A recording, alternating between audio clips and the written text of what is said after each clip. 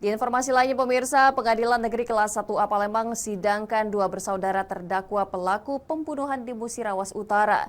Antisipasi kericuhan persidangan dikawal ketat banyak petugas kepolisian. Adik korban berharap hukum berat kedua pelaku. Pengadilan Negeri Kelas 1A Palembang menggelar persidangan perdana kasus tewasnya Muhammad Abadi, warga Musirawas Utara, akibat penganiayaan oleh dua orang terdakwa bersaudara yakni Ardiansyah dan Arwandi 5 September 2023. Dalam persidangan kedua terdakwa, petugas pengadilan bersama kejaksaan untuk mengantisipasi kericuhan karena banyaknya pengunjung di ruang persidangan dikawal ketat petugas kepolisian.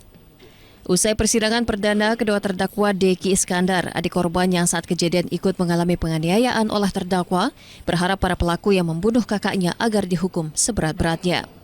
Harapannya ini kami serahkan sama hukum, ya. Dan harapan kami yang mana pembunuhan sadis yang sudah direncanakan sesuai dengan pasal 34. Berapa pengennya? 340. Sorry, itu kan 20 tahun. Kalau harapan aku hukuman mati.